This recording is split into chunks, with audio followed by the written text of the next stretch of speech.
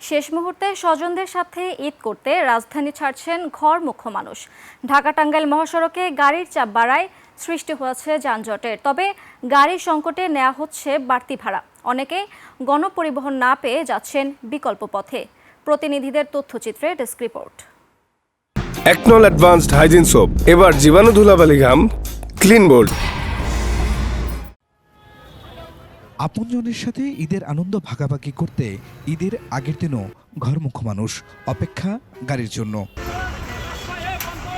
গাজীপুর ঢাকা টাঙ্গাইল মহাসড়কের চন্দ্রা ও ঢাকা ময়মনসিংহ মহাসড়কের ভোগড়া চান্দনা চৌরাস্তা ধরে যাচ্ছেন উত্তরবঙ্গের মানুষ।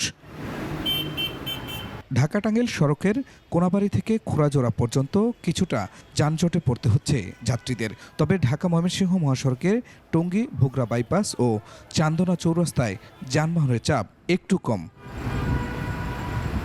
তবে বাড়ির পথের গাড়ি পাচ্ছেন না অনেকে, পেলেও ভাড়া গুনতে হচ্ছে দ্বিগুণ।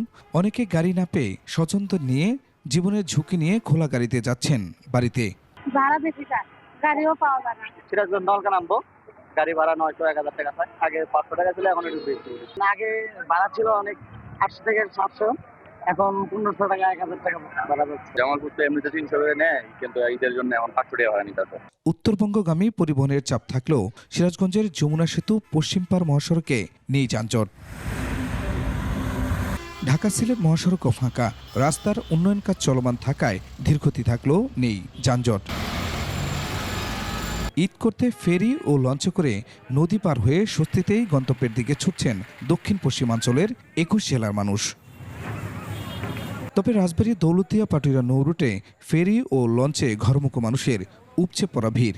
রাস্তায় কোনো ঝামেলা নাই, হালকা একটু ভাড়া বেশি লাগছে। ভালোভাবে আসতে পারছি, ভালোভাবে উদযাপন করতে পারবো, খুব আনন্দ লাগতেছে। রাস্তায় কোনো যানজট নাই, আমরা সুস্থভাবে আসতে পারছি।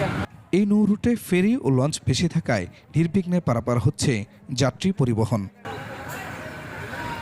Khurshid Alam, desk report, 21 television.